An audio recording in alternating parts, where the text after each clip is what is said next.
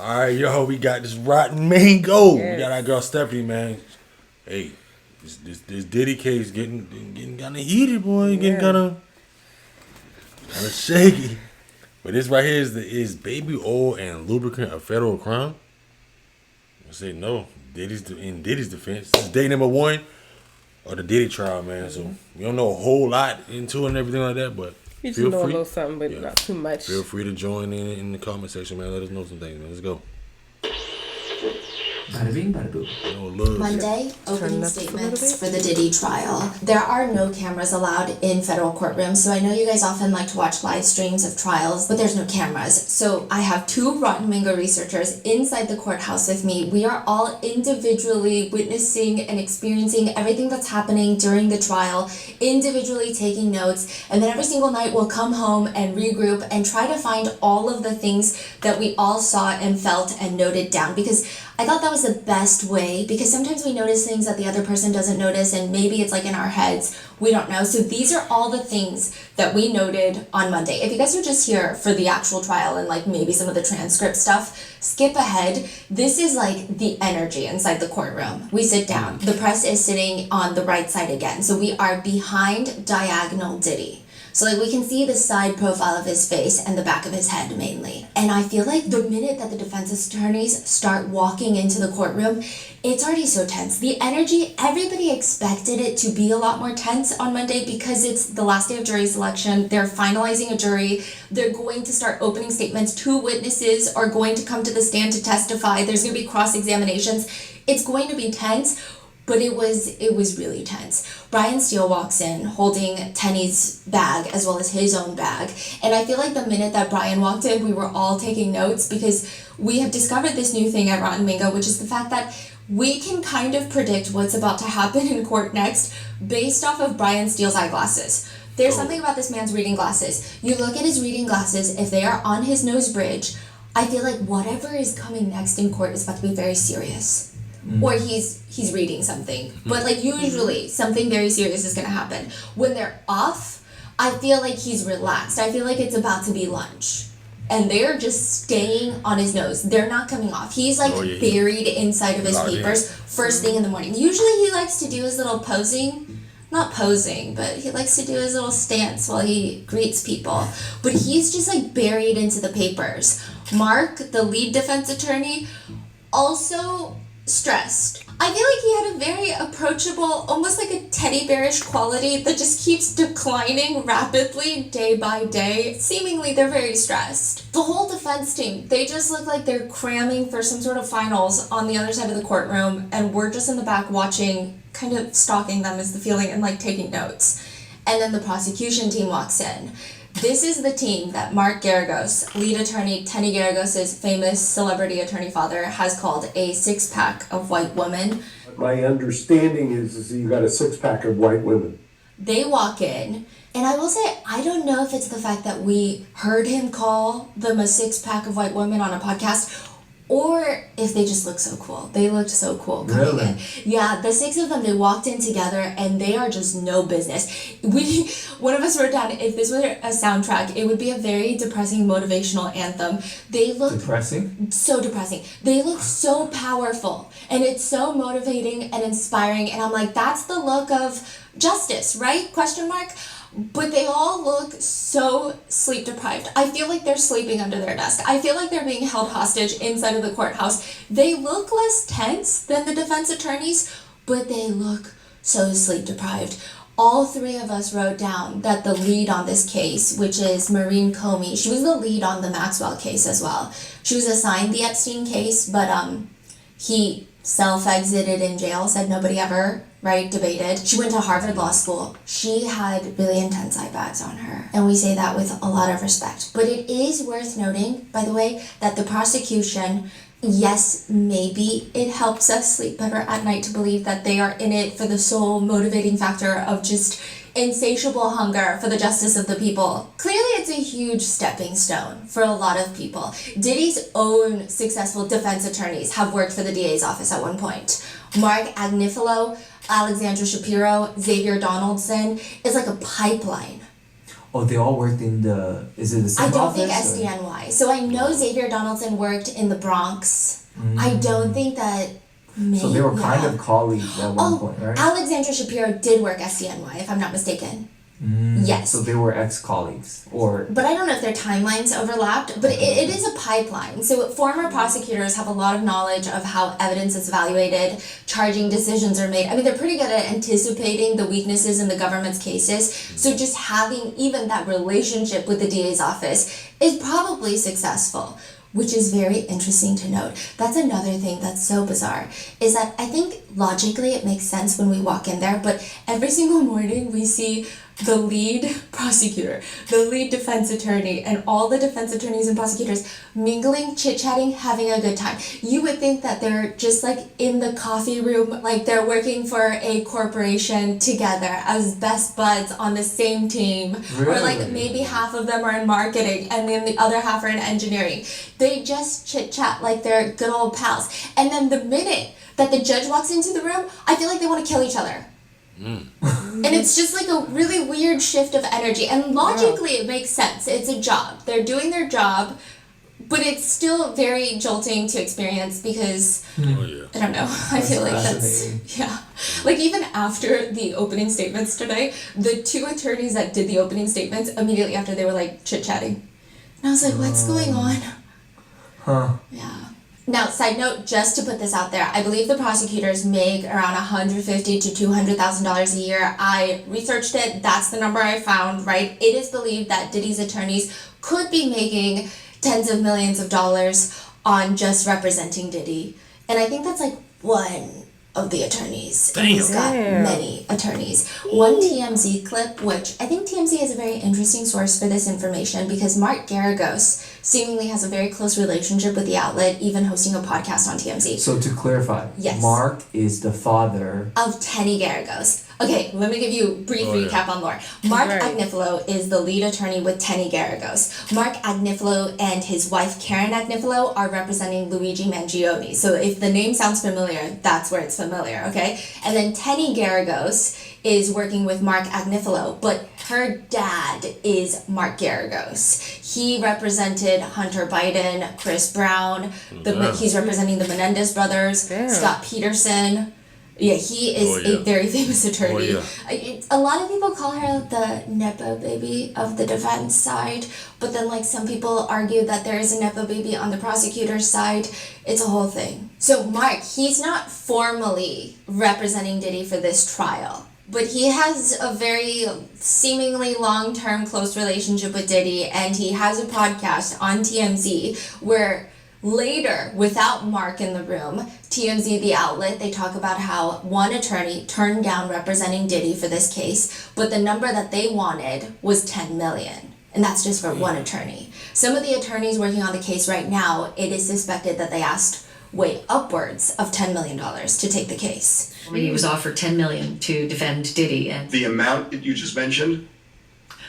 Well, yeah, because that was just for one lawyer. That one lawyer asked for way more than $10 million. Oh. Damn, so 20? Way more. Huh. Way, So what do you think? So let's just say these prosecutors are making like $200,000. The defense attorneys could be allegedly be making like $10 million at the very least. Side note, the lead prosecutor, Maureen Comey, her father is James Comey, former FBI director. So she's kind of, I guess if you really want to call her like the Nepo baby of the prosecutor's side, technically, because there was a little bit of a scandal that she got the Epstein case assigned to her really early on into her career at SDNY. But I don't even think that means anything because when I'm in that courtroom, I feel like both of them could just run miles around me in terms of just cognitive function. It's like not even a question. But I do feel like I could do a deep dive episode lore on every single person working on this case because the water is deep every single area. The defense attorneys come in, the prosecutors come in, and I think the next notable people, I mean the pews start filling up, like these rock hard church pews start filling up with people. And I think the next notable people that everybody was anticipating to come into the courtroom were the family, Diddy's family members. They practically walk in birth order, except Christian and Justin are swapped, and they're all holding hands. So it's Quincy, Christian, Justin, Chance, and then the two twins. And I will say, They're all so tall. I don't know why that was like my first impression. That was like my first note. They're all so incredibly tall, and they all do have a presence about them, and they come in dressed like they're going to a gala or something. Not overdressed, but everything was just so sharp and tailored, is the feeling. Now, I will say, Christian Combs, who also has allegations against him, he walks in kind of more nervous, is what we wrote down. He seems to have his jaw clenched. There is this one moment where this could be nothing, this could be a coincidence, this could be me overthinking it, but he's walking in at a later point during the day, and he sees one of the sketch artists in the front. She's sketching the family, and he looks not particularly happy about the sketch. Really? Yeah, is what all three of us noted. And then the three daughters, they also walk into the courtroom holding hands. And this is where we had a whole debate all weekend of who's going to do opening statements for the defense, because Monday is opening statements. And we thought it was going to be Tenny. We're like, it's going to be Tenny. It doesn't make sense. It can't be anybody else because you're dealing with a lot of female victims, and she's kind of like the lead female attorney on the case. Like, if they don't do Tenny, it wouldn't make sense. Yeah. But then later, Karen Agnifilo, Mark's wife, walks into the courtroom, and I will say, everybody was looking at her. So I think everybody knows her, everybody recognizes her, and there's this moment where Mark looks back and he's smiling at her across the courtroom. She's like sitting in the very, very back, trying not to disturb anybody. And then we have this brief moment where we're like, wait, is Mark doing the opening statements? Because why is Karen Agnifilo here? And then eventually, the door opens and Diddy walks out. This time he did switch up his wardrobe. He's wearing gray pants, gray sweater, white collared shirt underneath. He does smile discreetly at his family. He's blowing them kisses. He does throw up a heart with both of his hands. The sketch that we saw shows kind of upside down heart, but all three of us were like, no, I swear it was a regular heart. So I think it was a regular heart. And it was... To the family? Yes, and it was pretty discreet. I will say I didn't want to harp too much on like his interactions with his family. I think he has relatively normal reactions with his family, but there was this one moment on Monday where he turns around and he just nods at his sons. And then they nod back.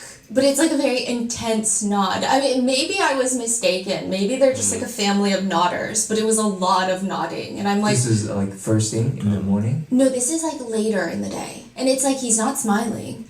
And they're nodding back. And like the nodding lasts a second. And then there's another point where he whispers what we think sounds or looks like my sons.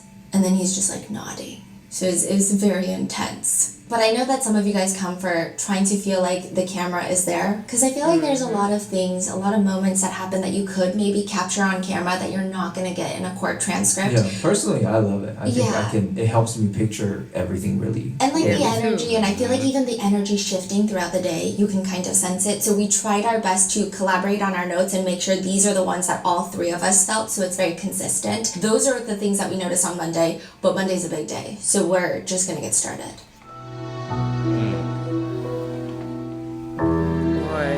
Got a lot of information on the city. A lot of information.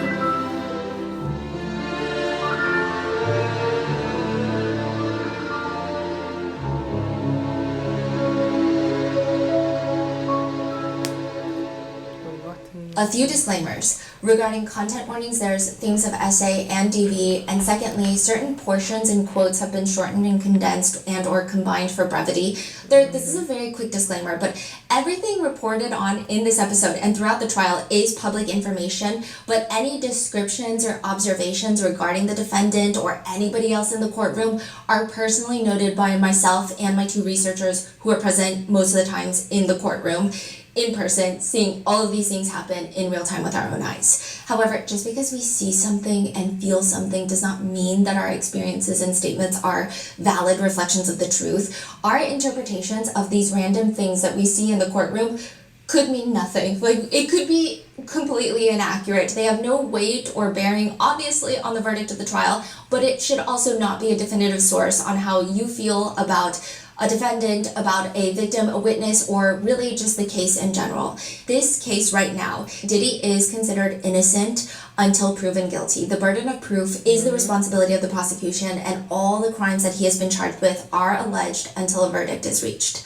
We did 4 deep dives into Diddy's case in 2024 after his arrest, so if you want to know the backstory on everything, it's going to be in 4 different videos that I'm going to link below. And now we are on the opening statements of his trial that started Monday, May 12th. We're going to be doing daily updates on Diddy's trial. He is facing 1 count of racketeering conspiracy, 2 counts of sex trafficking, 2 counts of transportation across state lines for the purpose of sex work. He's rejected a plea deal, and he is facing a maximum of life imprisonment if found guilty. This is a federal case, so like I said, no cameras. We can't even bring our phones in. Like, we're just taking handwritten notes. So with that being said, let's just get started. The first part of Monday starts with selecting the jury. So both sides still have to get rid of all of their strikes. Basically, they have a number of strikes that they can get rid of jurors for technically no reason at all. And the minute that these strikes start occurring, it seems very hectic on the defense side.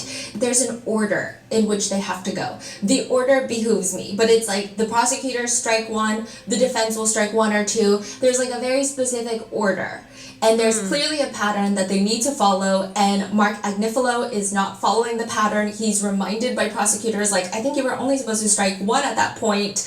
Linda Moreno, who is the jury consultant for Diddy's team, she's a little bit more involved today. Like, the whole morning, before they even got started, she's been turning around to Diddy, talking more intensely to him. She was a lot more social prior to this. I feel like in the mornings before court really started, she would talk to other attorneys. She did not come to play today. She looks like she's on her game. She's wearing a gold swirl brooch on her jacket, and she looks very serious. I mean, she's clearly the jury consultant. They're doing the strikes on the jurors. Mark Agnifilo will keep going to her to verify, and she'll go through her papers. And I feel like it's not that well organized, is the feeling that I got as the press. Like, it just seemed a little bit, and then all 3 of us wrote this down. Like, we had different variations of hectic.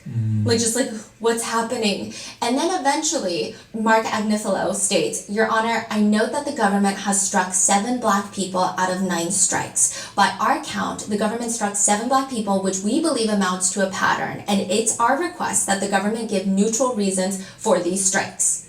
So, okay, side note, by this point, like, while it was very hectic before they got to this point, I don't want to look too into it, but we all did write it down. It does feel like every time the defense attorneys are confused or are slightly underprepared or are maybe not on their A game, over the top, doing things before the judge even asks for it, Diddy will look at them, and it's not a menacing way. It's not like a sinister way. He's not staring them down. He's not nodding at them. He just will look at them like, hello? It's it's kind of intense, yeah. Like, hello? He'll just look at them while they're stressing. Like, what's going on is the vibe we get. Okay, it felt like maybe they were freaking out because they wanted to say this statement and they were all trying to agree because there's like 7 different attorneys and they all have to agree on the statement. I guess. I don't know how it works. Now, the lead prosecutor on this case, Comey, she comes out swinging. I think this is the first time I hear her voice. The whole jury selection, she was not the one doing most of it. Her voice reminds me of, there's a TV show called Bones. It's like a forensic anthropologist played by Zooey Deschanel's sister. This is so random. It's not that important, but she is known to be this extremely logical and rational person that obviously in the show it benefits her professional life. It doesn't benefit her love life. It's a TV show. I'm not trying to say that's Comey, but she has a very similar way of communicating. Very straightforward, very matter of fact, to the point where her voice is almost monotone, but it's not boring. It's monotone, but it's not boring. It's monotone, but it feels powerful. Maybe she has a pace? Yes, she has a very low register, and I feel like a lot of times when someone has a very low register, it's raspy or it's smoky. It's not that. It's very clear. It's very direct. I was reading up on her this morning before going to court, and I guess when hearing her voice, it just clicked. Her voice carries such a presence, and people say she's intense. I would say her voice might be more authoritative than even Mark Agnifilo's. Yeah, she barely does facial emotes. When she starts talking, she's not talking, she's swinging. I don't know how to describe it. Really? She doesn't even do many filler words. She doesn't have moments where she's looking down. Like other attorneys will have moments where they're looking down and they're like, okay, hold on. Nothing. She just comes out. The government has conducted itself completely neutrally throughout the course of jury selection. We have not demonstrated any sort of bias whatever. In addition, I would note that the jury itself is composed of a very diverse group of jurors, including a number of non-white jurors. I don't believe that a case has been established. I am, however, for the sake of the record, prepared to offer neutral reasons and reasons that far exceed Batson's bar for why we struck the jurors that we struck. Like that fast? Right. Yeah, like pretty fast. Her cadence is pretty addicting to listen to. The energy that she carries is very intense. So she starts going through all of the jurors that they struck that maybe there might be questions about, which the Batson's challenge is basically saying, yeah, you have a certain number of dedicated strikes that you can strike potential jurors for no reason, but you can't strike them for their race. Like, you cannot discriminate. So now the defense is saying, wait, there are so many black jurors that you guys just struck out. So maybe we raise the Batson's challenge. And Comey is just listing them off one by one, and she does not stutter, she does not miss a beat, she does not even throw in a singular filler word. Okay, I don't think that's factually correct. I'm sure that there's filler words, but barely any.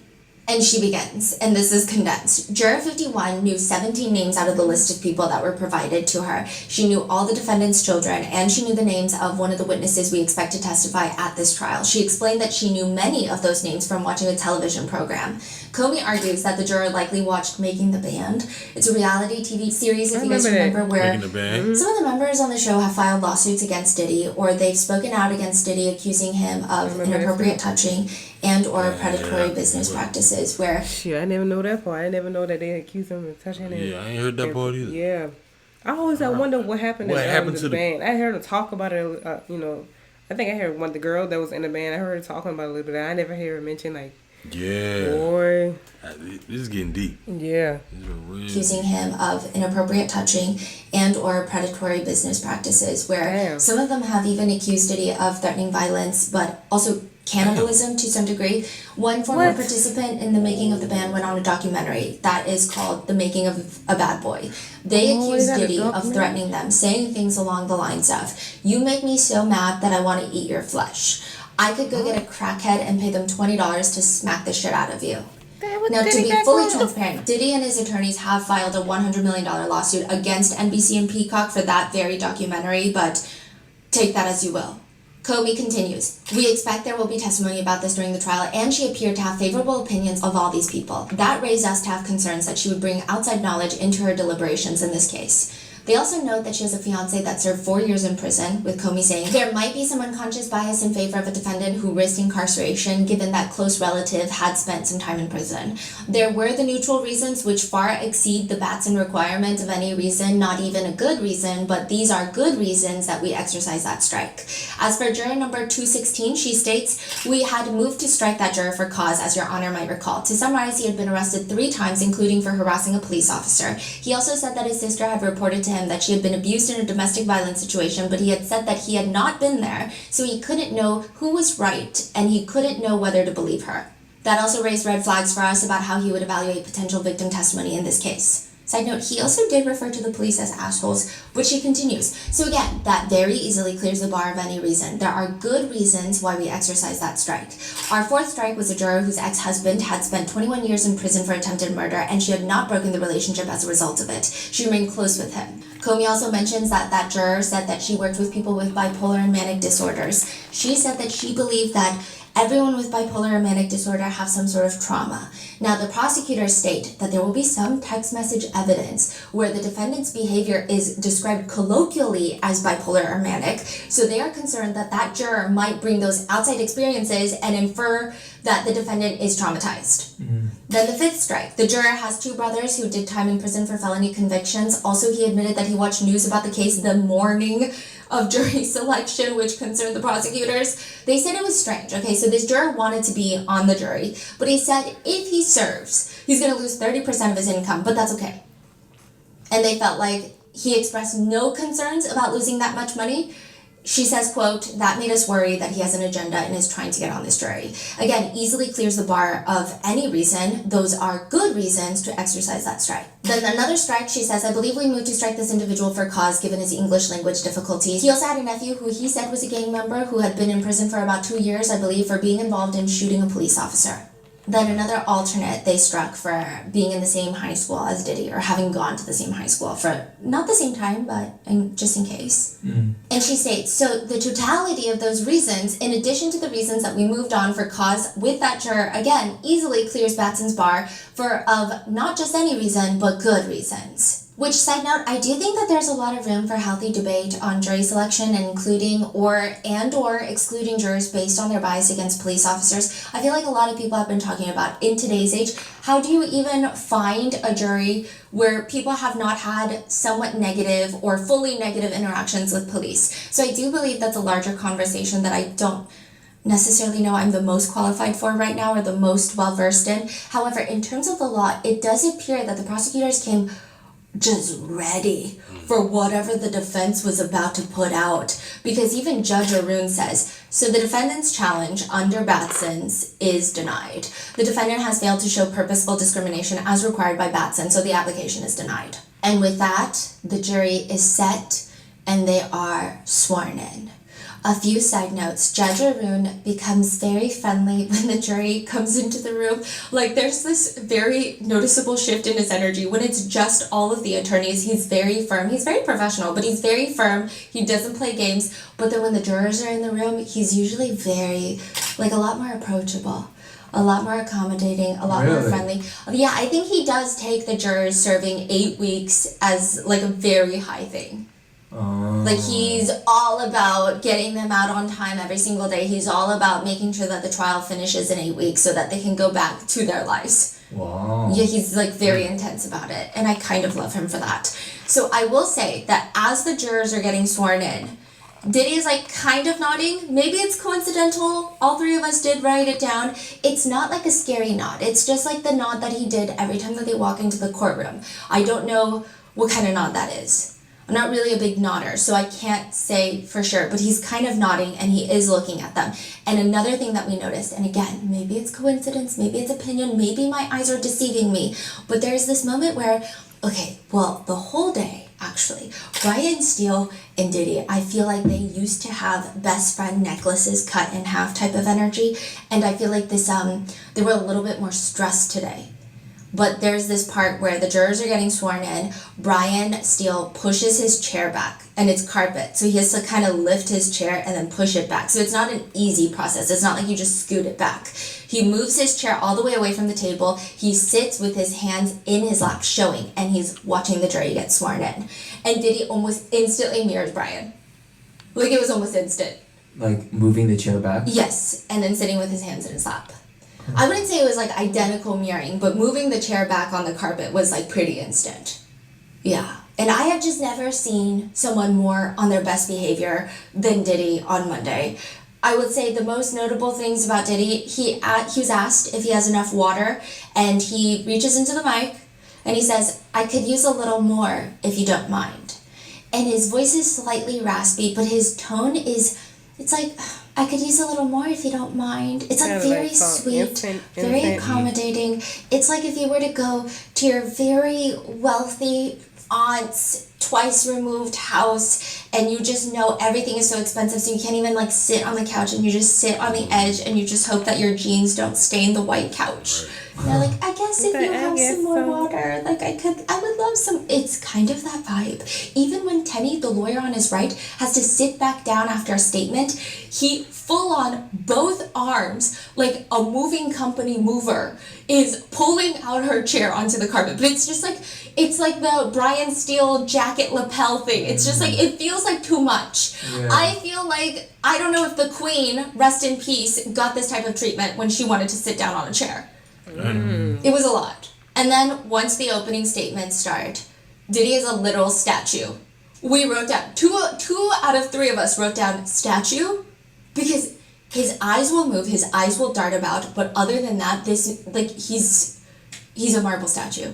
He's a wax figurine. I don't know how else to explain it. I did a comparison that honestly should not be taken seriously at all. Don't take it seriously, but I took it seriously because I don't know why I was taking these notes. But I did a comparison of the physical moving body of Brian Steele. The way that I always end up sitting, I feel like I mainly just see Mark Agnifilo and Tenny's the back of their heads, but I get and I think because they move around a lot more, I get a better view of Diddy and Brian Steele. And then Alexandra Shapiro is on Brian Steele's other side, but she's usually very low-key.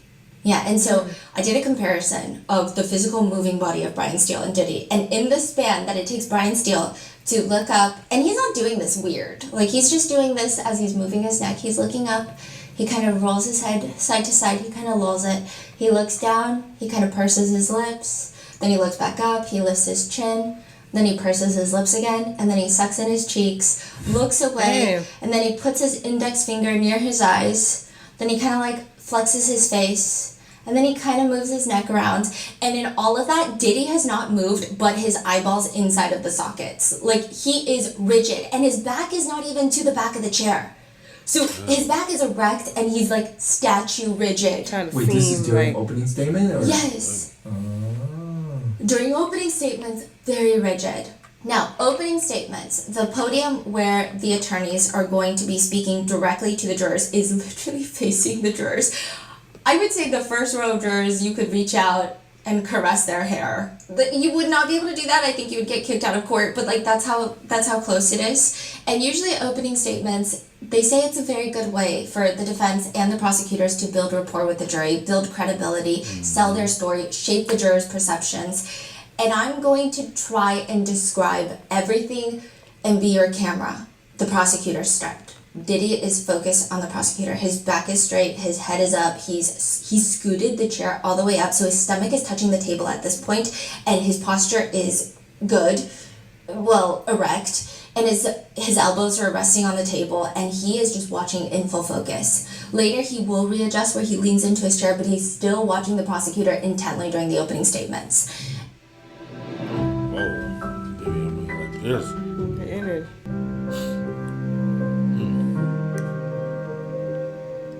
Emily Johnson is from the prosecution. She starts the government's opening statement. And I'm going to try to do it in the tone that she does. This is Sean Combs. To the public, he was Puff Daddy, or Diddy, or P. Diddy, a cultural icon, a businessman, larger than life. But there was another side to him, a side that ran a criminal enterprise. Okay. Going into opening statements, I think the content of the opening statement matters, right? But also the delivery, because the jurors are the ones hearing it, and they're the ones either getting moved, shaped, not moved by it. I think the opening statements were kind of disappointing. I know that the opening statements, I looked it up, they're not supposed to be overly passionate. You don't want to come off as if you're trying to sell someone or something or an idea, but it just felt so flat. The opening statement from the prosecutor goes, during this trial, you are going to hear about 20 years of the defendant's crimes, but he didn't do it alone. He had an inner circle of bodyguards and high-ranking employees who helped him commit crimes and helped him cover up kidnapping, arson, drugs, sex crimes, bribery, and obstruction. These are just some of the crimes that the defendant and his inner circle committed again and again. You are going to hear about all of them during this trial. Let's start now with just one night. The prosecutor states the defendant was on the hunt for his girlfriend, a woman named Cassie. For years, the defendant physically abused Cassie. He also sexually exploited her, forcing her to have sex with male escorts while he watched and recorded it. She also That's crazy right there, though. And you know, and stop it. But I heard something too. I don't know if it's true or not. But I don't know if they mentioned it in the kids. I don't know if she's gonna mention it. But I heard that he would like her to when the man finished whatever. He likes it to get rubbed on his. On him. On him, yeah. Oh, I don't know if that's true or not. I mean, I heard it on somebody's page. I can't remember where I heard it from, but that's what I heard. But man, if he do, freaky boy. Ooh, that's too. Sex with male escorts while he watched and recorded it. She also doesn't make a lot of eye contact with the jurors, we noted, and she seems to be more so reading. But that night, the defendant learned that he had lost control of Cassie. He found out that Cassie was seeing another man. Furious, he set out to find Cassie and that other man, but he couldn't do it by himself. So he took his gun and he took his bodyguard, one of his most loyal lieutenants, to wake up one of the defendant's employees in the middle of the night.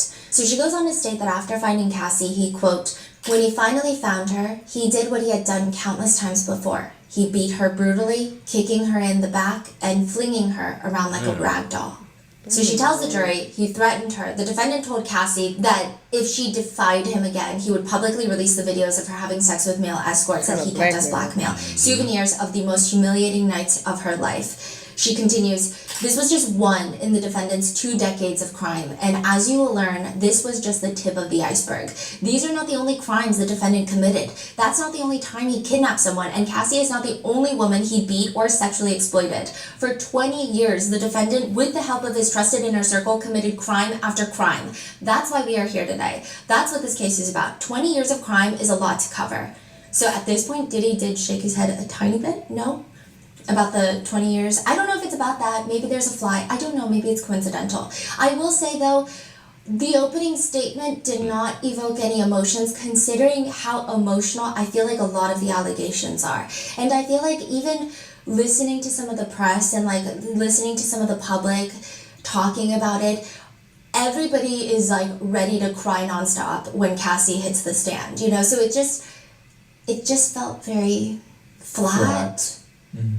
Considering how like emotional people already feel about the case. It just felt kind of, I mean, all the words used were slightly vague. I mean, we did have a whole debate about it, so we were thinking maybe it's vague because it resonates more with the larger audience, or maybe it's vague because I did notice that the jurors were taking notes, so maybe she's talking in a note-taking speed. I don't know. If you guys are attorneys, let me know in the comments. But she'll say things like, you'll learn that the defendant was a musician who created an empire. He had a record label, Bad Boy Records, and other businesses that he ran or controlled. Those businesses made the defendant rich, and he used money and resources from those companies to build his reputation and to feed his every desire. It just felt kind of like, not passionate, you know, but maybe the words are more easily digestible. He sometimes called himself the king, and he expected to be treated like one. He expected his inner circle to cater to his every desire, including his sexual desires. Now, at this point, we did note that, I don't know if this is like in our heads, but we did see Diddy's cheeks kind of perk. So we don't know if maybe he's like clenching his jaw, or maybe he's hiding a smile, I don't know, or maybe his cheeks just go up because our facial movements do weird things. She continues, let me be very clear on this next point. This case is not about a celebrity's private sexual preferences. The evidence will show that the sexual conduct at issue in this case was coercive and criminal because the defendant made women have sex when they did not want to, because he threatened them, he drugged them, he lied to them, and he even used violence to make them do it. She does mention the freak-offs, but she mentions that later he called them king nights or hotel nights, allegedly. Right, and the defendant had particular demands for freak-offs. She states that he would get his staff to come into the hotel room, and we kind of already, I feel like a lot of the public already went through this type of information, but he would control the lighting. He liked extra linens, lubricant. His staff would remain on call to allegedly refresh anything in that room, including drugs and cash for the male escorts. She says the hotel rooms are dark.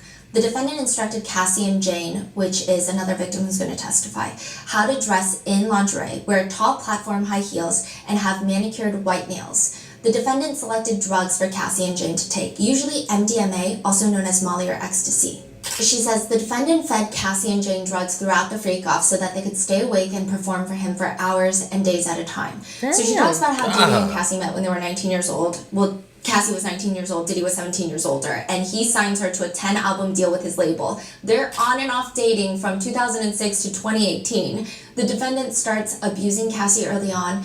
Initially, Cassie fights back. This is like through the prosecutor. The prosecutors allege that Diddy was incredibly violent with Cassie. So these are a lot of the allegations that I feel like the public already knows about. But then they also state the defendant also introduced Cassie to freak-offs early on. Soon the defendant made it Cassie's job to find and book escorts for freak-offs. Freak-offs that were happening as often as once a week for days at a time. Meaning that for almost half of every week, Cassie was in a dark hotel room, high and awake, for days, performing sex acts that she did not want to on male escorts. Wow. Cassie will tell you how she felt like she was choking when the defendant made an escort urinate in her mouth. Oh and my how God. she overdosed at a freak-off when she still had an open wound on her face from the defendant's most recent assault. The prosecutors state that if Cassie didn't do what the defendant wanted, the consequences were really severe. They say that he would beat her when she didn't answer the phone when he called. He beat her when she left a freak off without his permission. He beat her when she took too long in the bathroom. The defendant taught Cassie that defying him could and often would end in violence. The prosecutors state that Jane went through similar things that Cassie went through, and that started around 2020. Diddy and Jane started spending time together in 2020.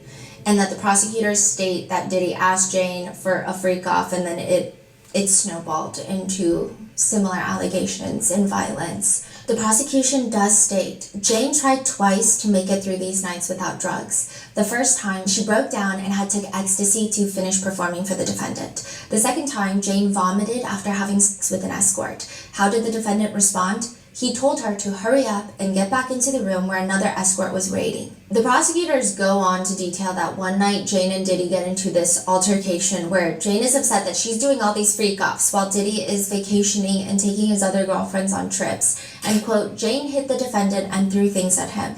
The defendant became enraged, so Jane tried to get away from him and hide. She ran to her bedroom and locked the door. He kicked it open. She ran to her bathroom and locked the door. He kicked it open. She ran to her closet and locked the door. He kicked it open. She ran to the guest bedroom and locked the door. He kicked it open. She tried to run out the front door, but he grabbed her in a chokehold, lifted her off the ground by her neck, and kicked her to the ground. God. Later that night, they fought again, and just as he had with Cassie, the defendant viciously attacked Jane. He punched her in the face, kicked her while she was curled up in a ball on the ground, dragged her by her hair and her arm, and slapped Jane's face so hard she fell over. And when all of this was over, the defendant still did not let Jane be. Instead, he told Jane, "You're not gonna fuck up my night."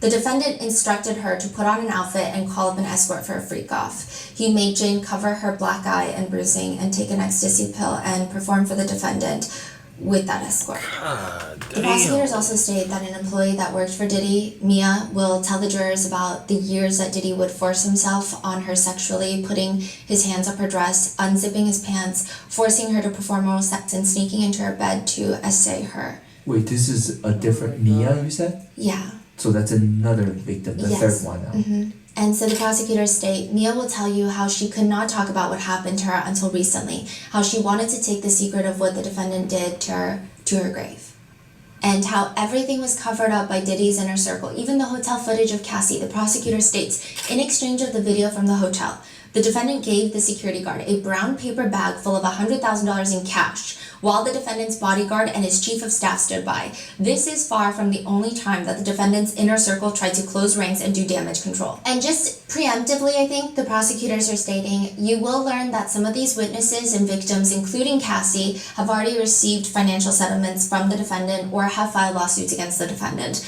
But these witnesses will tell you that they trade any money from the defendant for not having been abused.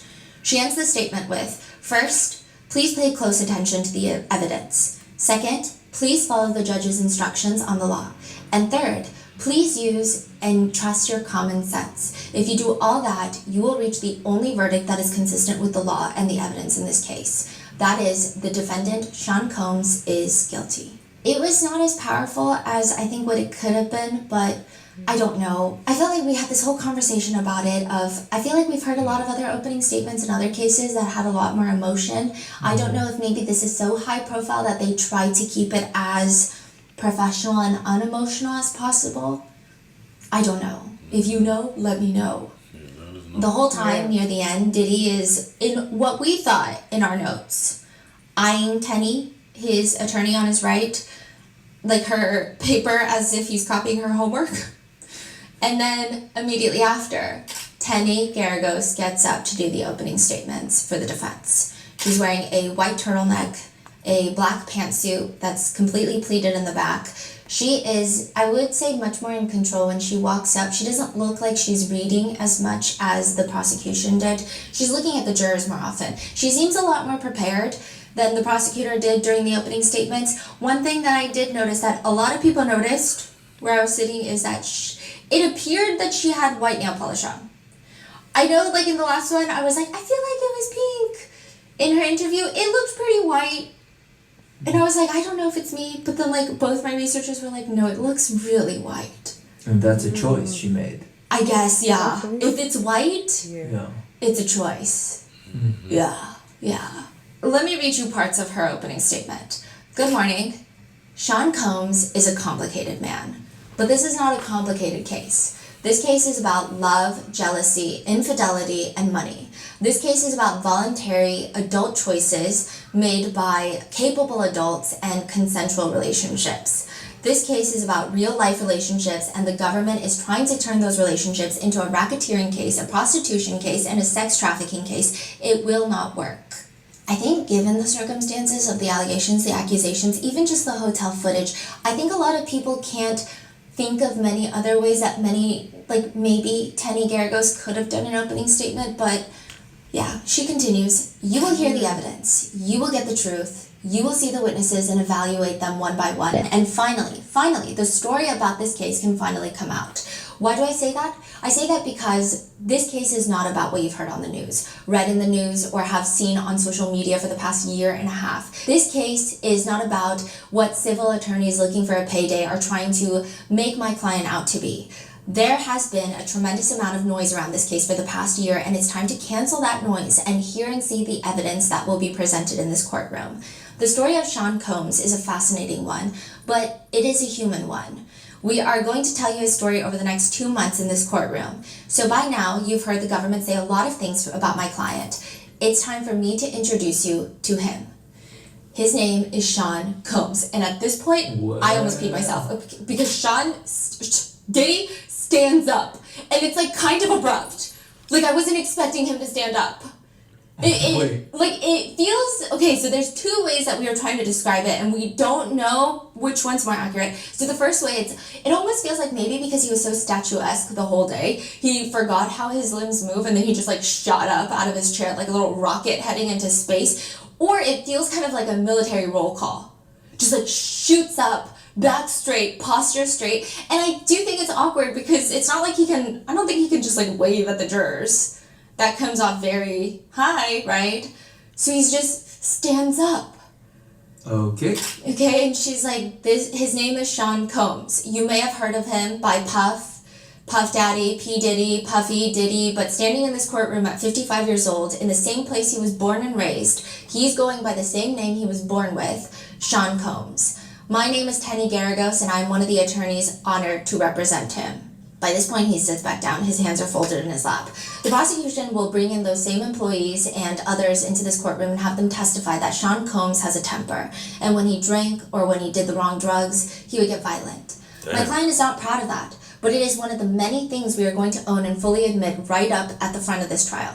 Sean Combs has a bad temper. He sometimes gets so angry or so jealous that he is out of control. You will see evidence and you will hear some testimony that does not portray my client in a good light. You will hear some text messages, some voice notes, and some witness testimony that may make you think, I don't think this guy is a great guy. I don't like how he just lied to his girlfriends. I don't like the things he just said in that text message. I want to tell you now, there may be multiple points at this trial where you think, I think he is a jerk, and I think he is kind of mean. But he is not being charged with being mean. He's not charged with being a jerk. He's charged with running a racketeering enterprise. I did peek at people in the courtroom. Okay. The press, or are you talking about the families? Right. Public. Okay. Yeah, and I will say, I don't think a lot of women were happy with some of these. Yeah. Like they're visually showing some like... Yeah, like I'm going to try to reserve my own personal feelings, although I feel like I make my personal feelings very clear throughout the years. I'm going to try to reserve them because I'm trying to be like the camera, you know? Yeah. So, but yeah, I did see some people that were either doing like slight lookaways or like, ugh, kind of face. But it's to be expected. Like I think this is what everybody expected from the opening statement for the defense. And she continues... And though there was violence that you are going to hear about, you already have. That violence is not part of any RICO. That violence is not connected to sex trafficking, and that violence is not prostitution.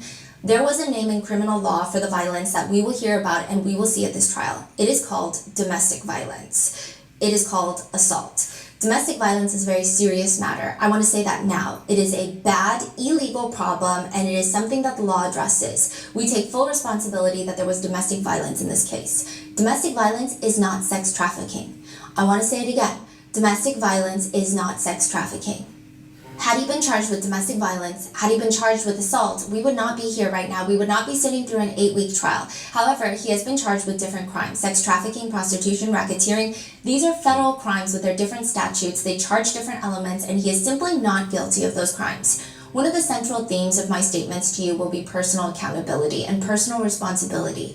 As the trial goes on, we will see that with each witness, we are going to take that on ourselves. We will not shy away from the things Mr. Combs did, but we will not deny his personal responsibility or own the things that he did not do. We are telling you right now that he is physical, that he is a drug user, and I'm telling you he had a bit of a different sex life. For example, you may have not heard any evidence in this case, but the prosecutor's already told you about lubricant, and you may know of his love of baby oil. Baby Is oil, that a man, federal boy. crime? No. You will hear that he got IVs after ingesting drugs. Is that a federal crime? No. He will be responsible, he will be accountable for the things that he did, but we will fight for his freedom throughout the next 8 weeks for what he did not do.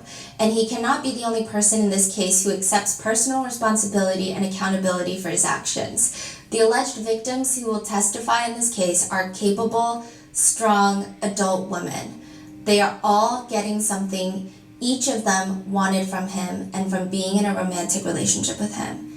And those adult, capable, strong women will have to take on the same level of personal responsibility for their lives that he is going to take on for his.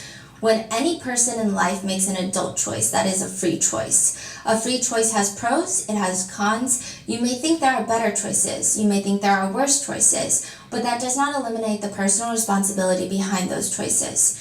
And each of the women you will hear from, they all had the personal responsibility and the freedom to make the choices that they made. You will hear from these women, you will see these women, you will meet them, they will sit in that witness chair a few feet away, and you will evaluate them for yourselves. You will see that they are capable, you will see that they are strong, you will see that they made free choices every single day for years. As you are listening to the evidence and you listen to them testify, I want you to ask yourselves, what are all the ways that this individual had the ability to make that choice? Ask yourself, what are they getting from being with Sean Combs? They are not with him because they are stuck or because they are without a choice. The government will try to show you that Sean Combs is the only one getting something from each of the alleged victims who testify in this case. But with each of these individuals, ask yourselves, what is this person getting? They are with him or they are working for him because they are getting something they want from being with him. Now with each person, that something may be different, and it usually is, but with each person, they are all getting something. Combs is one of those men that I'll submit to you, we all know. The evidence is going to show that he is somebody who never married, but he needed to always have a woman around. He's a many-woman man, he has 7 children by 4 different women, and he is the kind of guy who is always in relationships. In fact, he was always in multiple relationships. But critically, he was not always honest about the fact. And you'll find that even when women knew he was in multiple relationships, this would drive a primal jealousy in people. It would drive a lot of the choices you are going to see in this case. You will see that these women are strong, capable, and that they were in love with him. You will see that breaches of trust, infidelity, and jealousy are what drove the domestic violence you will hear about. You will see that alcohol and drugs played a major role in his temper, and the evidence is going to show you a very flawed individual, but it will not show you a racketeer, a sex trafficker, or somebody transporting for prostitution. So as we've said, you're going to hear from 2 women, Cassie and Jane. This case is in large part about his sexual relationships with these 2 women, and you're going to hear that they went to private hotel rooms to engage in what I expect some witnesses at this case to call the swingers lifestyle, which is essentially just a fancier terminology for threesomes by adults. You might hear about his kinky sex or his preferences about sex that may make you uncomfortable and may not be what you like to do in your own bedroom. But you are not here to judge him for his sexual preferences. You are not here to judge him for all purposes. You are here to evaluate whether the government can prove beyond a reasonable doubt what they actually charged him with. They cannot. But as you evaluate the evidence in this case, remember that he is not being charged with being a flawed individual or having a flawed relationship. The defense states that Cassie started dating Diddy while he was still in a relationship with Kim Porter, the mother of his 4 children. They state, after the two fell in love and started dating, she broke up with her producer boyfriend, but Combs, for his part, did not break up with Kim. He remained in a public relationship with her, and that is something that caused extreme jealousy with Cassie. He continued that relationship with Kim Porter until her tragic, untimely death from pneumonia in 2018. Regarding the hotel video where Cassie is seen in the hallway being assaulted, they say, this assault happened almost 10 years ago on March 5th of 2016. I expect that we are all going to see this video many, many times throughout this trial. You are going to see it later today, and I expect you to see it many more times throughout this week. You're going to see it a lot, but I want to start by saying 2 things. First, what Combs did to Cassie in that videotape is indefensible. It is horrible, it is dehumanizing, it's violent, it's virtually every bad word you can think of, and while it's dehumanizing and violent and terrible, the second most important thing is that it is not evidence of sex trafficking. It is evidence of domestic violence. You will see that it's also evidence of the central theme in this case, which is jealousy. That's what the videotape will show you. So the defense states that what Diddy really wanted that day was the phone, and that the DV is over the phone and not because of sex trafficking. Further asking, what causes a fight about a phone? We can all use our life experiences to show us that. Phones keep the secrets of infidelity. And you will hear that there was another fight even later that year, again, about a phone. The defense states that the two of them stayed together for 2 years after that hotel footage, and the real reason that Cassie and Diddy break up, according to the defense, is that they were on and off for years. Finally, they break up because, according to the defense, Cassie was very jealous and broke up with Diddy and then started dating her now husband. And then eventually Kim Porter passes away, and the defense states that in November of 2018, Kim Porter tragically passed away from pneumonia. Knowing that Combs would be distraught and wanting to be there for him, she did everything she could to be there. She came to his memorial service at his home. She flew to Kim's home state of Georgia to be at the funeral. Don't lose the sight of the fact that amidst a breakup, all the way at the end of 2018, she flew to a funeral service to be there for him and support him and his family during this trying time of their lives. And at the service, at their home, Combs, to a group of loved ones, former employees and others, and to many people who on social media were paying respect, said, and I quote, "Kim was my soulmate." In Cassie's presence for everybody to hear, he said, "She was my soulmate." The end of the relationship between Cassie and Combs is important, and I want you to focus on the evidence of how and why it ended. When Combs publicly stated Kim Porter was his soulmate to all the people around him who were there, for the first time maybe ever, Cassie realized all the things she would not be. I expect many witnesses at this trial to tell you she wanted to be Combs' wife. I expect even she may tell you that. That is what she spent 11 years trying to get, and in one day it became very clear to Cassie she was never going to be that. And if she was never going to be Combs' wife, if she was never going to be the love of his life, then she would leave. And that is what she did, on her terms, her choice, for reasons that for her were the right reasons. The defense does state when she made the decision to leave, there were no repercussions, as the government hinted. She made the choice to leave. She communicated it to him, and then she ran into the arms of another man, which a lot of netizens felt like that part was very interesting. But continuing, oh, and side note, the defense states that the freak-off videos that they found were not on Diddy's electronics, but on Cassie's, saying you will hear that the government raided 2 of his homes. You've already heard that over a year ago. They seized countless electronic devices. The only freak-off videos you will see or hear about at this trial came from her devices that she kept for 5 years. So when the government talks about power and control, who had the power? Who had the control? Who? I guess they're hinting at maybe Cassie has the power because she has those videos and could blackmail Diddy. What? That's crazy. They continue. After Kim's funeral, they never saw each other again. The very first time that this former couple will see each other after 6.5 years of a breakup is in this courtroom later today or tomorrow. We are all going to witness their closure, and that is because she moved on with her life and he moved on with his. You will see that she married the trainer. She had 2 children with him and she's pregnant with her 3rd. And Combs also moved on with his life. As for Jane, the defense states that you will see her jealousy on full display at the trial. And you will see that she was willing to engage in these nights with Combs, and then she would be on social media after and she would see that he was with another one of his girlfriends, either out at dinner or traveling, and she would send messages of regret afterwards. They state these were born out of jealousy, which was the root of their troubles, and regret does not mean that she was coerced. Her jealousy drove her to make the moves that she made. They also go on to allege and state that Cassie was living in her parents' home when she filed the lawsuit against Diddy. They're kind of insinuating that she had financial troubles, and that's why that she didn't go to the police and went to sue him instead. They state, Cassie, for example, will tell you that she first made a demand on Combs for $30 million. Another witness will tell you that in a breach of contract case, she made a demand for $22 million. And as you listen to these witnesses, and there will be many, as the prosecutor told you, who made civil demands against him, I want you to ask yourself, how many millions of reasons does this witness swearing to tell the truth and nothing but the truth have to lie? How many hundreds of thousands of reasons does this witness swearing to tell the truth and nothing but the truth have to lie? So in closing, I ask you once again to listen very carefully to all of the evidence. You are not here to judge or impose your moral beliefs onto this man. You are here as a jury of his peers to determine whether the government can meet its burden of proving beyond a reasonable doubt that he has committed these crimes.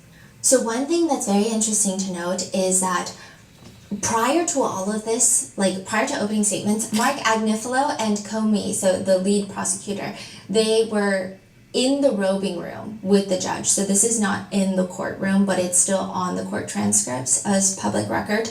But Mark is requesting on the record that he, to summarize it, he wishes and hopes and is requesting that Cassie is already seated at the witness stand before the jurors come in. And like they don't want Cassie to walk in front of the jurors? Yes, Right. this is a quote. Only because of her physical condition. I mean, there are certain things we can't control about a juror who is 8.5 months pregnant. I think he means witness. But I think there is a quality to her walking in front of the jury that I think is easily avoidable. I'm not making an application for any of the other witnesses. So there was a whole back and forth between the judge. The prosecutor was like, that doesn't even make any sense. Why would we be doing that? The prosecutor says, Your Honor, we would object. If Your Honor is considering it, I would like to be heard on that. I don't think there's any basis to treat any witness differently because of a medical condition, most notably pregnancy. I think that would be deeply inappropriate. The judge says that he will think about it, but he does think that Ms. Comey makes a very good point. And he says that we wouldn't treat people differently based on any other sort of medical condition or physical impairment or any other attribute, right? Why would we treat this differently? And Mark says there is a prejudicial quality. Pregnancy is a beautiful and wonderful. It also is a source of potential sympathy. And the judge is just like, they're going to see the witness. You know, like they're going to see the witness. Like, what do you mean? That doesn't make any sense. Like, what are we trying to achieve? So at this point, I think Mark might try to find support to plead his case to make sure that Cassie is not like walking to the witness stand in front of the jurors. That's so interesting, right? They're playing on, hey, we don't want people to see the visual of her and feel some type of It's a long walk. Right. Okay, so the defendant comes out the door right next to like the defendant chair, and then the jurors come out the other door, right? And they all stay in that side of the courtroom. The witnesses, they come in from the door that we come in from, the double doors behind us. So it's like not saying that I agree with this. I think Cassie should do whatever she wants to do, right? But also like, no, we should follow the law. Okay, that's what I meant by that. But also maybe both, okay? But the double doors open and like everybody is just staring. And then you have to walk down the aisle and like there's press, there's family, there's everybody. Yeah. And then you like she's 8 months pregnant. yeah, Right? and then you walk past the jurors and then you sit right next to the judge at the very opposite end of the room. Yeah. So it's definitely an intense It had to have been intense. Yeah. so that was requested. Wow. Now, with that being said, the witnesses are starting. Like, they just went into it. So the first witness gets called onto the stand.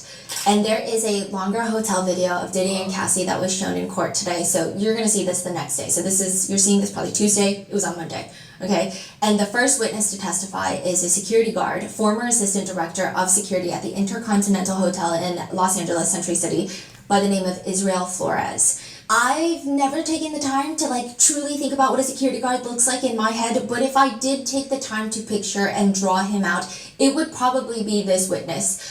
I thought he was going to rip out of his suit. If he was the security guard in any establishment, I just can't imagine someone not following the rules. Like he's very built. Very built, very tall. But like the way that he's built, I know that in Korea we have like the saying, I don't know if it's like the most appropriate in this setting, but like to give you a visual picture.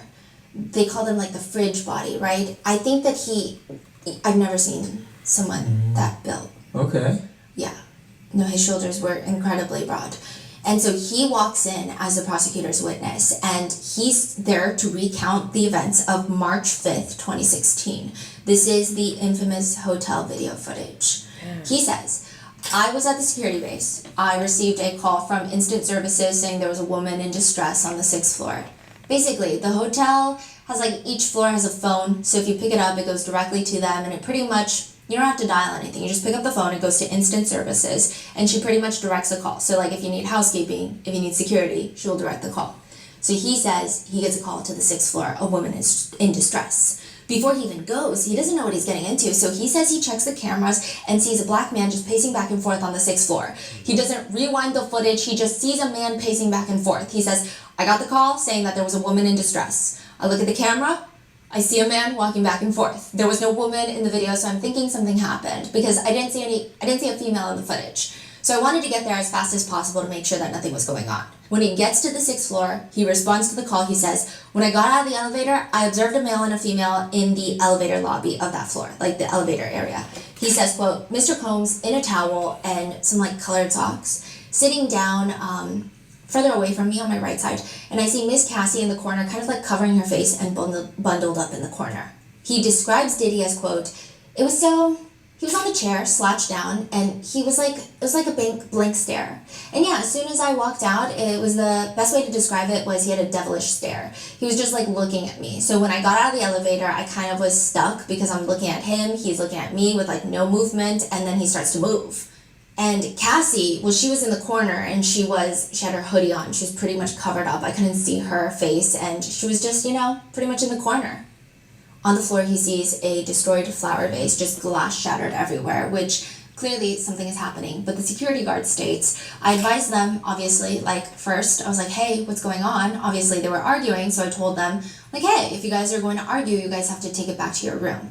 And then I told them the mess that was there, it was going to be charged to their room. He says Cassie tells her that she just wants to get her phone in her bag and she wants to leave. So he starts escorting them back to their room, likely to grab her stuff. But even as he's escorting them, he states that they're arguing. He says, and we were walking towards the room, and then he eventually tried to re-engage, and I was pretty much reminding him, hey, there's other guests in the hotel, just out of respect for them, let's get back to the room. He states that he hears Diddy tell Cassie that she can't leave, that she's not going to leave. To which he's like, well, if she wants to leave, she's going to leave. That's pretty much it. Yeah. They walk into the room. He says, I put my foot in between the door. Again, she wanted to leave. He said that he had mentioned, I don't want her to leave. Well, I don't want you to leave. So I knew if I let the door close, something can happen. So I put my body in between the door before it closed, and I watched her get her stuff. He says he never fully entered the room. He's just kind of half in, half out at the door. And then he does see majority of the room. And he does notice that there's a man in dark clothing sitting on the corner of the bed in the room. He doesn't recognize him. He's clothed. He's doing nothing. He's not talking. So he says, he was fully clothed, male, black. He wasn't engaging in any conversation with either of them. And he was just sitting on the corner of the bed, male. He says while he's standing there, there's a lot going on between Diddy and Cassie. He says, so they were going back and forth. First she was like, you can't leave. Then he was telling her to leave. So it's just back and forth between the both of them. Ultimately, Cassie leaves the room. Quote, so after she left, I told him hey, stay in the room. Again, everything is going to be charged to your room. As I started walking away, he called for me and he said, hey, turn around. He said, hey, I turned around and he's pretty much holding a stack of money. Pretty much. I don't know. That's the best way I can describe it. He was just pretty much telling me hey, take this, don't tell anyone, pretty much. The witness says he felt this was a bribe to not tell anybody. And as for the cash itself, okay, I did the math. He describes it as being he holds up his pinky and his thumb. So then I stuck my pen that I was using in between my pinky and my thumb. And this man has ginormous hands. So this is a pretty big dude. So I imagine it's actually bigger than my pinky and my thumb. But I measured the pen and then I calculated how much it would be. So he describes the top bill was a $100 bill. And the rest he doesn't know because he didn't go through it. He didn't accept the money. But I did the math. If it was a stack of all hundreds, that's $120,000. Damn. To be what he described. If it was all 50s, $60,000. All 20s, $25,000. 10s, $12,000. 5, $6,000. And if maybe it's just 100 on top and all dollar bills, it would be $1.2 thousand. So he just pulled out like 120 grand of cash, just like, Yeah. whoop, here you go. Yeah. And regardless, well, that's what the witness claims, right? Now, the witness turns it down. He says, I told him I don't want your money. Just go back into your room. Everything is going to be charged to your room and stay in your room. And I left. He says after declining a mortgage, he just goes downstairs to find Cassie, where he notices her in the valet area. He says that he hasn't seen any footage, so he only knows that there's a broken flower vase. There's some sort of disagreement happening between the couple. He starts asking her what happened. He notices that she has a purple eye, and then he says, I asked her, did he do that? Do you want me to call the cops? And all she kept saying is, I just want to leave. After speaking to her, she didn't respond to any of my questions. She was just saying, I want to leave, I want to leave. And when I offered her, like, hey, the cops can go to the back of the building, nobody's going to see, she just kept saying, I want to leave. So there was no victim there. Obviously, nobody was pressing charges. And then by the time I did draft up the email, everybody was gone because Mr. Combs had already left. So when she leaves from the valet area, he goes back up with his manager to talk to Diddy. And he claims that he goes into Diddy's room, and the way that his friend manager talks, he likes to hold his phone up to his chest, almost like he's recording. And he claims that Diddy starts freaking out, thinking this man is recording him. So he's like trying to grab the phone. He's like, are you recording me? He's like reaching for the phone. The security guard pins him up against the wall, and he's like, what are you doing? Eventually, the whole situation de-escalates because he's like, I'm not recording. Like, I can show you my phone. And it de-escalates. In the incident report that was entered into evidence, it states that after he was shown that there was no recording, Diddy de-escalates and that he just felt scared. Like, I guess that he was going to lose everything was the general consensus. So then he states, quote, just told him the same thing I told him. The security guard is saying, I just told him, like, everything that happened in the lobby is going to be charged to your room. And we reminded him that it was checkout, so he needed to check out by 3 p.m. I've never seen someone so more diligent about charging damages to somebody's room. Right. But one thing to note is that the guard says he never sees that mysterious man from that hotel room ever again.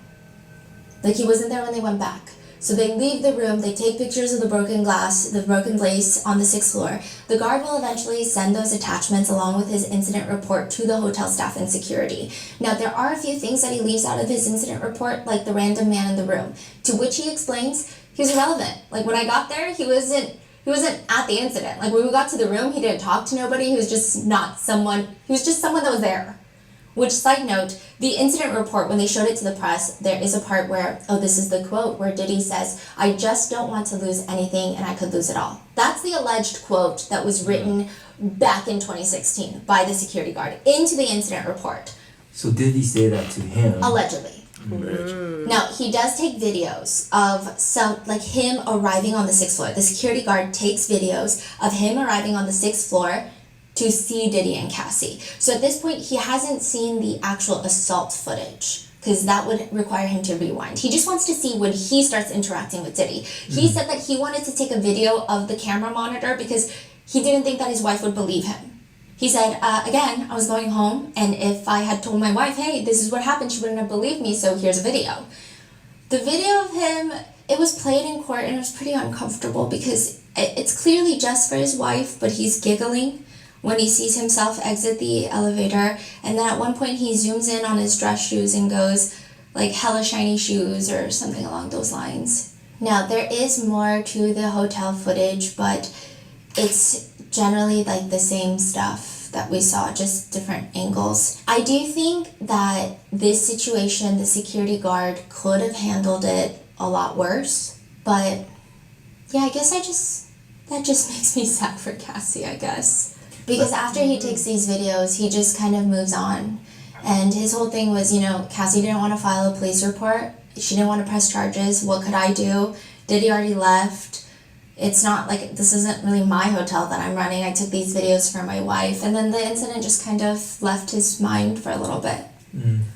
The cross-examination starts because the direct examination was done by the prosecutors because he's the prosecutor's witness. But Brian Steele walks up to the podium in his candy cane-colored tie. This is like his very first cross-examination. I will say that he does have a presence when he cross-examines. He has kind of like a Southern flair. It's not overly Southern. It's not like, because I know a lot of Southern attorneys, they can fall into the Southern religious leader trope that a lot of attorneys talk about, but apparently he is not one of those. The first question that he focuses on with the security guard, though, is on the incident report, you said that you have to cover who, what, why, where, when, what. And Brian Steele says, and the reason that you do every detail is because, or significant detail, is because it's important because later other people who did not witness what you witnessed may want to review your notes. That's fair to say? Yeah, the hotel staff, yes. Brian Steele argues that the incident report is to memorialize the incident because it's been 9 years.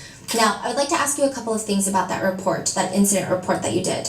Just explain, if you don't mind. You mentioned that when you got off the elevator the first time, you get off the elevator approximately 11:14, 11:15 a.m. Pacific time that day? Okay, you described Mr. Combs as having a devilish, scary look on his face. Do you remember saying that to the jury?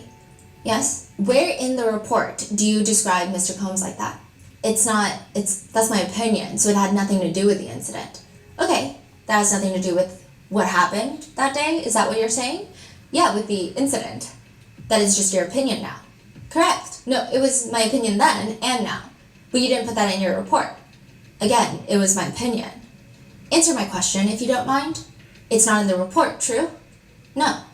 So Brian Steele then brings up the next thing that was not included in the incident report. Now you say that the young lady Cassie has a purple eye. Do you remember telling the jurors that? Yes. Tell the ladies and gentlemen of the jury where in your report, if you need to see it, it's no problem, you wrote that she had any type of discoloration in her eye. I don't recall that on my report. They bring up the incident report. Point to the jurors and where you say that Cassie has a purple eye. It doesn't. He's like, I couldn't hear. I apologize. It doesn't. It doesn't. Now, that would be significant, wouldn't it? Yeah. Because you have to know if somebody gets injured on your property. That's important for not only you, but your coworkers to know, true? Correct.